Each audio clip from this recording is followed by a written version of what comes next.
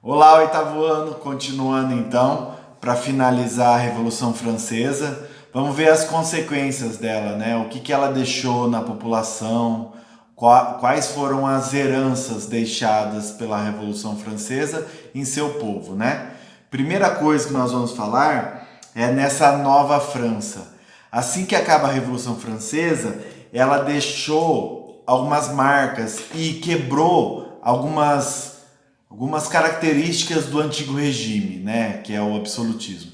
Primeira coisa que nós temos que falar é que colocou fim ao poder e ao privilégio da aristocracia, ou seja, das elites. Ela acabou com os privilégios do clero e da nobreza. Lembra que a gente falou já nos outros vídeos? Primeiro e segundo estado, acabou com o privilégio da nobreza e acabou com o privilégio do clero, tá? Isso é uma marca muito forte com o fim da Revolução Francesa.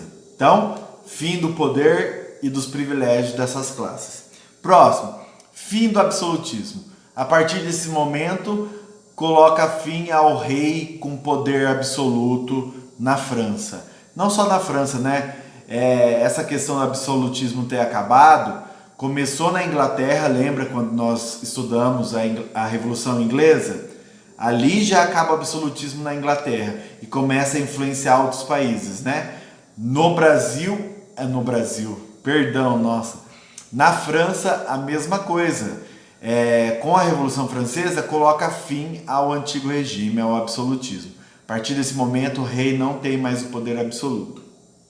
Tá? Outra, vitória da burguesia. Lembra que a gente já falou isso na Revolução Inglesa, que no final das contas quem sobe ao poder é a burguesia? Na França a mesma coisa. Os girondinos, com apoio do Napoleão, eles chegam no poder. E girondinos são quem? São os burgueses. Tá? Então a burguesia sai vitoriosa na Revolução. Outro, algumas palavrinhas elas vão ser usadas usadas no dia a dia depois da Revolução Francesa, que são importantes, como cidadão. Antes disso, né, com o rei, não tinha essa ideia de cidadania, participação do povo nas decisões. Não existia isso. Depois da Revolução Francesa, as pessoas podem ser consideradas cidadãs. Então, muito importante, outra palavrinha, cidadania, muito importante, tá? Próximo, advogados. A partir desse momento, o advogado não é simplesmente essa palavra, advogado. Começa a ser o homem das leis. Porque a partir do fim do fim da Revolução Francesa, já estamos falando de lei, já estamos falando de Constituição, Declaração dos Direitos do Homem e do Cidadão. Então, o advogado, ele é a pessoa que vai representar a lei agora. Montesquieu, lembra os três poderes? Os juízes, judiciário. Então, advogado, os homens das leis. E lei para todos, né? Não é só para a população, é para todos. Próximo, os impostos acabam mudando o nome. Começa a ser chamado de contribuições para o Estado. Porque olha o que o imposto fez, né? O imposto, por não ser cobrado dos três estados, praticamente causou a Revolução Francesa. Então, impostos agora são contribuições. Tudo isso que eu estou falando, gente, é consequências da Revolução Francesa, tá? O que aconteceu depois do fim dela. Próximo, começa a questão de comunicação. Os meios de comunicação começam a ganhar mais espaço, porque antes com o rei não tinha essa, né? Quem passava informação era o que o rei queria. Com o fim da Revolução, começam a criar jornais. O jornal antes da Revolução era coisa pouco, né? Pouca expressividade. Depois da Revolução, mais de 500 tipos de jornais estavam sendo impressos. Então, muita informação para o povo. Se antes não tinha, agora tem. O jornal, então, é uma consequência para a informação da França depois da Revolução, certo? Questão da família, muito importante também. A criança, ela começa a ser o foco da esperança, do novo, né? A família em si, agora ela tem um laço, e esse laço é de fraternidade, que nós vamos ver mais para frente, que é uma herança também da Revolução Francesa. Então, a fraternidade em si, na questão da família, é que uniu a nação, tá? Nós estamos falando de família. Quando a gente fala de igualdade, liberdade e fraternidade, que é os três defendidos na França, na Revolução Francesa, a fraternidade, que é uma questão mais de irmão, família, começa a vigorar, né? Essa afirmação da fraternidade é usada como união da nação, tá? E fraternidade quer dizer que são todos iguais, né? Que realmente começam a ser todos iguais perante a lei, né? Então, outra coisa da Revolução Francesa. Agora vamos pontuar algumas coisas da participação da mulher na Revolução Francesa. Primeira coisa que vocês têm que entender que sim, a mulher participou ativamente da Revolução Francesa. Como, professor? Reivindicação de direitos civis e cidadania política. As mulheres começaram a exigir mais direitos civis para elas e mais participação política, tá? Participaram também de manifestações, revoltas, protestos, reuniões da Assembleia Nacional, tá? Quando estava tendo a reunião dos 3 estados, as mulheres expunham sua opinião também, tá? Elas participavam, principalmente a da burguesia, né? As mulheres burguesas.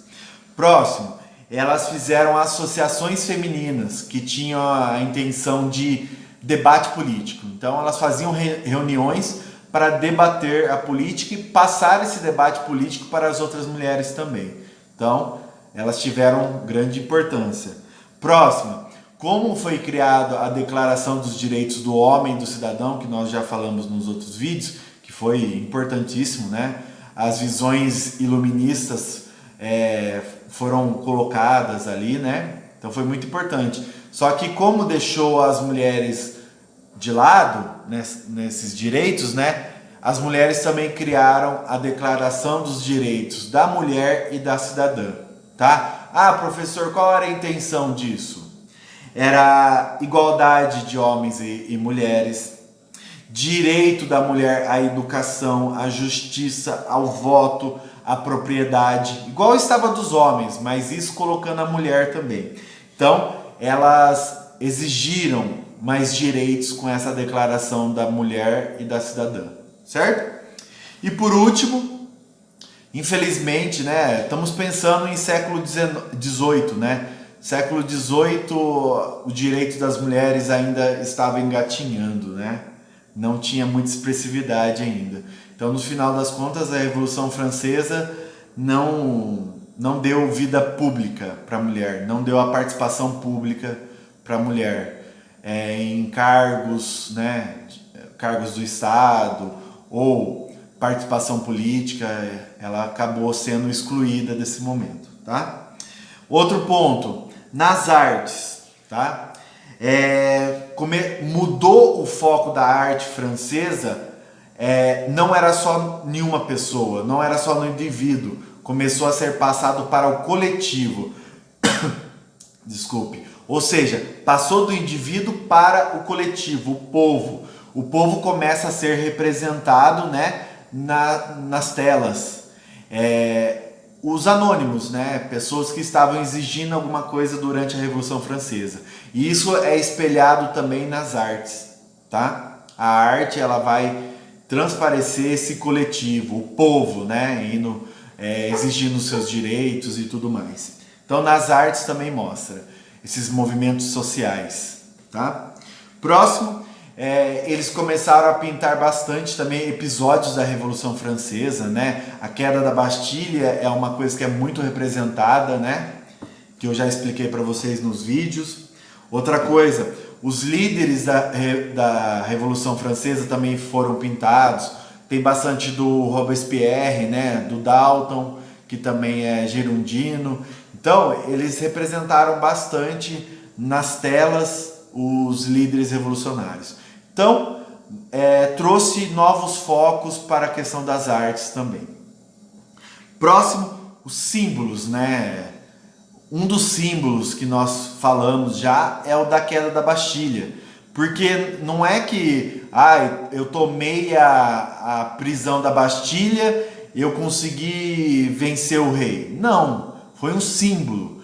Porque todos os prisioneiros que eram contra o rei, prisioneiros políticos, né, oposição ao rei, era levado para a Bastilha.